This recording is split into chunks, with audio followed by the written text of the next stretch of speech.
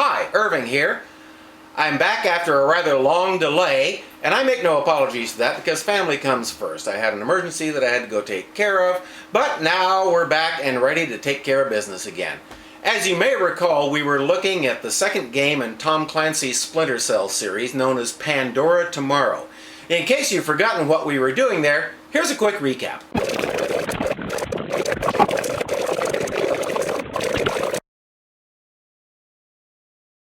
Okay, last time we were looking at the second game in the Splinter series called Pandora Tomorrow. We got as far as rebel leader Suadi Sedano's camp, where we had a meaningless conversation with a meaningless airplane pilot about things that are never brought up again. Randomness! So, on we go. You find your way past an indoor shooting range, and just as you're about to move on to the next step, Grim tells you that it's not going to be easy getting into Sedano's house. Who gave you the first clue, Sherlock? She suggests you wait for nightfall. So you move over to a door and watch nightfall, or something that passes for it, happen in about 10 seconds. I guess the sun moves at a different speed in the southern hemisphere. I don't know. You have to take out a few more guards and sneak onto a porch that has an automated turret at each end. Fortunately, the keypad where you're supposed to enter the code you recorded is right between them in a dead zone, so you won't get shot while you're entering it. That takes you into a second porch. Wait a minute. A what? But what? Oh, hell, just go with it. You hear Sedano making his calls, wait until he leaves, then sneak in and tap his computer. I thought we were tapping his phone. Maybe his computer is his phone, or his phone is his... Oh, hell, just go with it. You sneak out of there and around the corner where you pass a switch. If you use it, nothing happens. If you don't, this happens. What was this? No idea. Are you okay? Yeah, just electrified. Like the pilot, it's never mentioned again. Randomness! Yeah, I know. But when you get to the back of the place, it's clear something's wrong. Every other time you've come to a door, you've had the option to use your optic cable to make sure the coast is clear. This time, all you get is the open door prompt. I think I smell a trap! All right, Wacko, we got the point. Sure enough, there are bad guys on the other side with their guns pointed at you. Sam puts his hands up and Lambert tells him to hold still. Shetland is going to get him out of there. Sniper fire starts taking these guys down, so if you unleash your rifle, you've got a nice crossfire going. Once they're down, you run out and Shetland takes you away in a helicopter. Mission complete. So Grim's use of the tap you placed yields some crucial information. Sedano's calls are being relayed through a special piece of equipment on a submarine. A submarine. Hey, why not? The sub is docked at a supposedly abandoned base on the island of Komodo. You have to infiltrate the base, then actually get on the sub and access the system Sedano is using to bounce his calls. So that means making your way past more guards, a couple more automated gun turrets, another tripwire mine, and something new. Somehow, these guys have these weird random laser beam things that scan the area from some automated towers. These things are a headache because if one of the beams finds you, it locks onto you and you can't get away from it. Then from nowhere, some kind of 5,000 caliber sniper round takes you out in 1 or 2 shots. Please don't. Oh, all right, go ahead. Randomness. Once past that, you come to a room with moving laser beams. Of course, they're in a pattern that makes it easy to sneak past them. At the other end of that room is a ladder that takes you down to where the submarine is. Lambert comes on and tells you to make use of that technician. What technician? I'm not even at the control room yet, and I have 2 more guards to get past. Apparently, Lambert is clairvoyant on top of everything else. Now he's really annoying. So, you find the technician, grab him, have him raise the sub, assure the captain that everything is okay, then you knock him out and head into the sub pen. Here we have guards with headlamps, which makes most of them easy sniping targets. Maybe their next move should be to kill the commander who made them wear the "shoot me here" hats. But once you pass them, you head down into the sub itself. Once again, more information would be very nice. All your OPSAT says is, any incident on the submarine will result in mission failure. What does that mean? Apparently it means you can't use lethal force, you can't be detected, you can't use the bathroom while you're there, you can't play Halo on the missile guidance computer, But you can grab a colonel and use his retina to open the door to the communications room you're after. Once you've accessed the relay computer and Grimm has been able to track down the locations of the satellite phones that Sedano was calling, Lambert tells you that ShadowNet teams are being sent to neutralize the virus containers. Apparently Sam knows what a ShadowNet is, even if you don't. Now all you have to do is get out of there. Unfortunately, when you come out of the submarine, there's a squad of guards waiting for you. So you have to fight your way past them and get to your escape boat, which turns out to be a little inflatable piece of junk. Nothing but the best for our agents. We see a cut scene of a team destroying one of the containers, and Lambert tells you that it's time to introduce yourself to Sedano. Unlike Nicolod's in the first game, we're taking him alive so he can't become a martyr. But there's a twist. Ingrid Carlson is still with him. So you have to get her out alive too. Cohen isn't too hot on trusting Ingrid. Here we are. This could end it if Carlson comes through. I trust her. I don't. First Dahlia, now Ingrid. Sometimes I think you don't like women. Like isn't the word. But don't ask me about it and I won't tell. And why did I need to know this? For that matter, why did Sam need to know this? Why does it matter?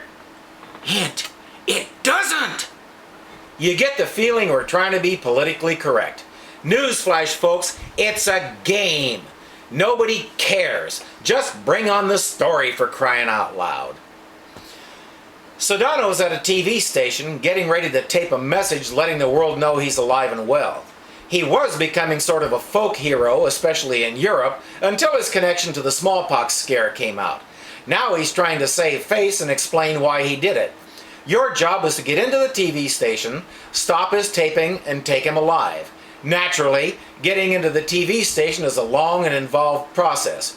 You have to get past both bad guys and civilians, and there's security cameras, searchlights, and landmines to deal with. Inside, your first task is to find Ingrid. That requires taking out several bad guys and getting past some automated turrets, among other things. Hello, Ingrid. You?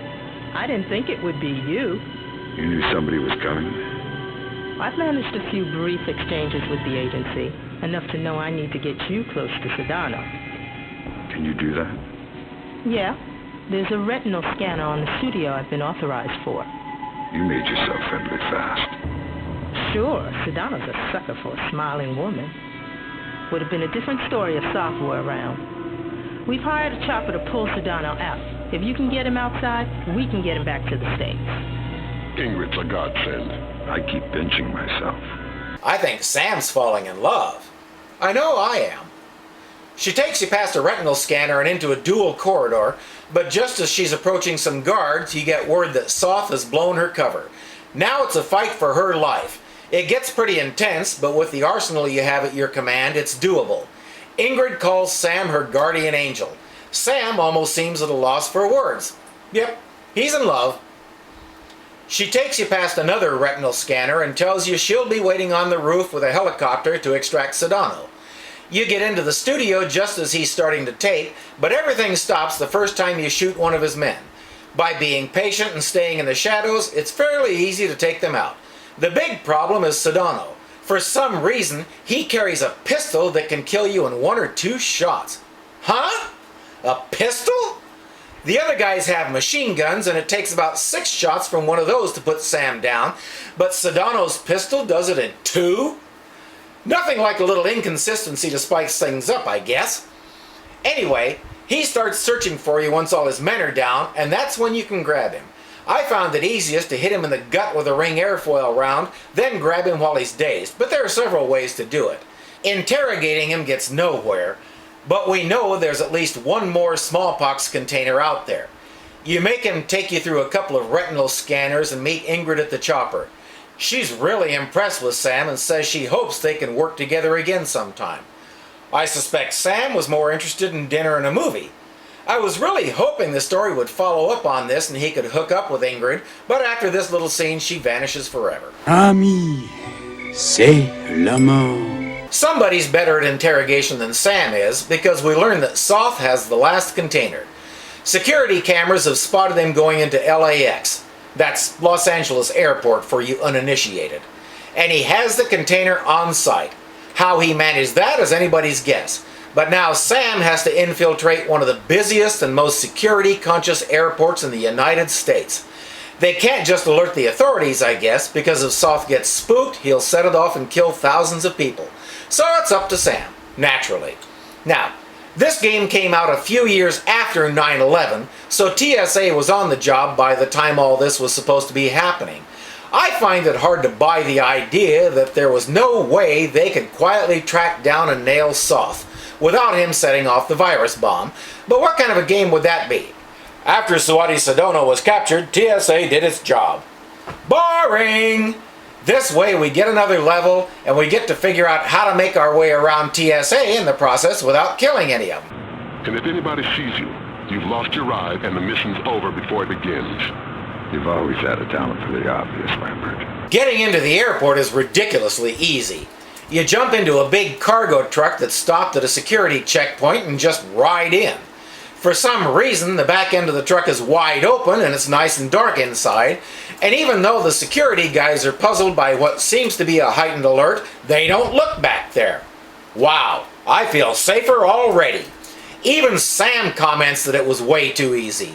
Lambert says there are gaps in the armor and Third Echelon knows how to exploit them. Uh-huh. Gaps like that let terrorists get in. It's already worked with Soth. You learn that Soth has brought a bunch of mercenaries to help him, and they're posing as LAX employees. Brunton is at it again. We have no choice. We need to have them dead. And you'd better make sure you kill them rather than just knocking them out. If you take one down with a non-lethal round or grab him and knock him out, then try to move on, good old Brunton will come on and tell you that same line again. You don't need the added annoyance, so make sure you kill every single one of them. So, how do you tell the real employees from the terrorists? Easy. Use your thermal vision.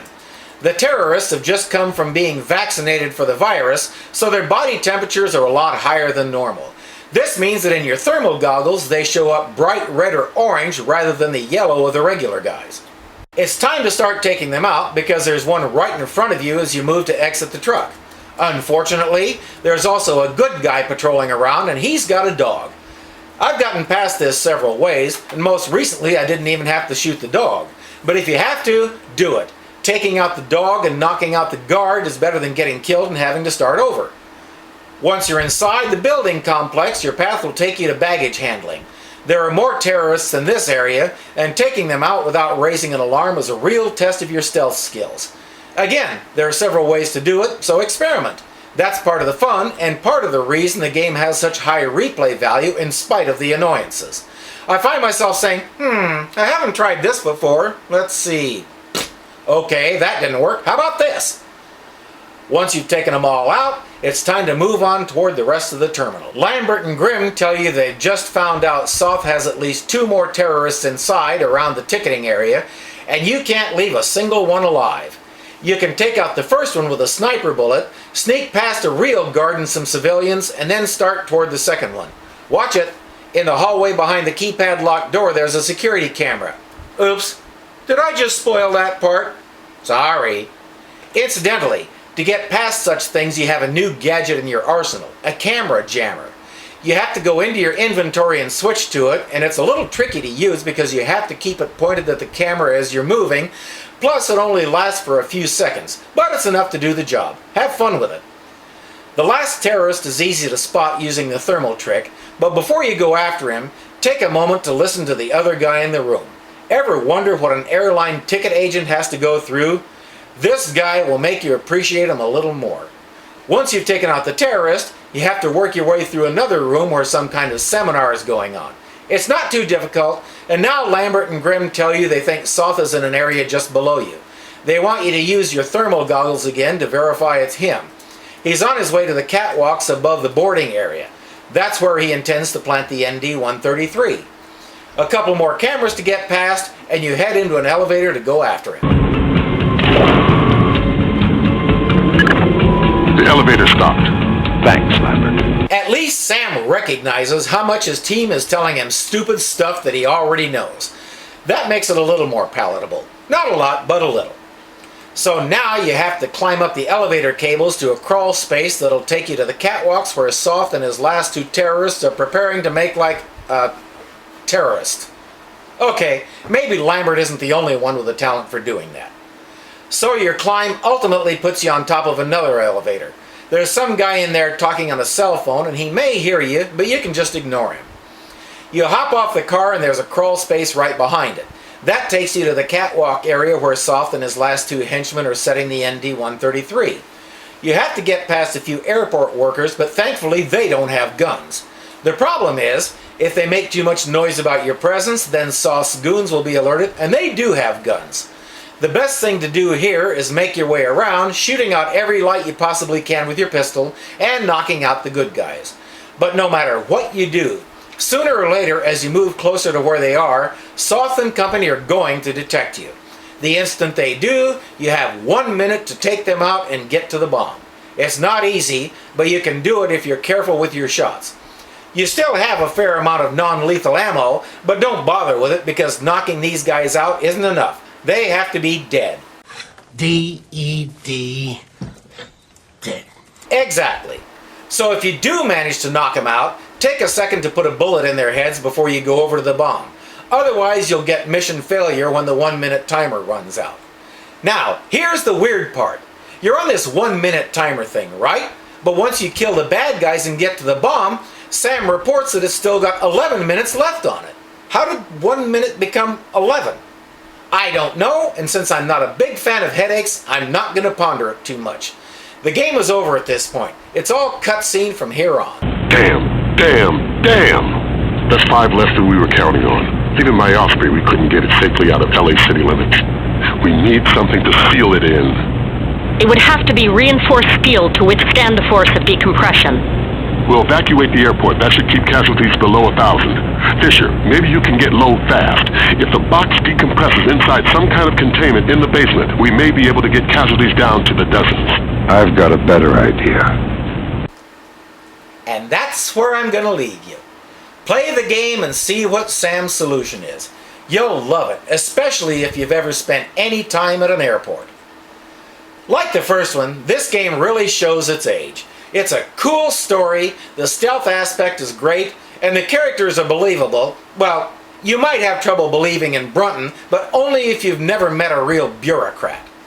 The biggest problem is that the mechanics are seriously outdated. If you're used to playing next generation games, you're going to have to shift your thinking big time. Be ready for slow reactions and recovery times, inconsistent hit detection, bad guys who are borderline superhuman, and stock dialogue that makes you want to choke yourself by swallowing the game disc. The good news is, the game overall is worth it. The intensity of the gameplay, the puzzle aspect of finding out how you do things, and the battles are enough to keep you glued to the screen for hours. And how Sam deals with the last virus container will have you rolling on the floor laughing with glee. Okay, bad choice of words. But I think you'll love it. Get the game, make sure you have the patch for your 360, or pop it into your original Xbox if you're an even bigger nerd than I am, and have fun. Parts are frustrating, but the full package is worth the effort. I'm Irving, and I have no life, just like you. Well, finally, Irving got 3 slugs in the belly. It was right outside the Frontier Deli. He was sitting there twirling his gun around, and Butterfingers Irving gunned himself down. Irving. Big fat Irving. Big dum-dum Irving. Big dum-dum dead Irving. The 142nd fastest gun in the West.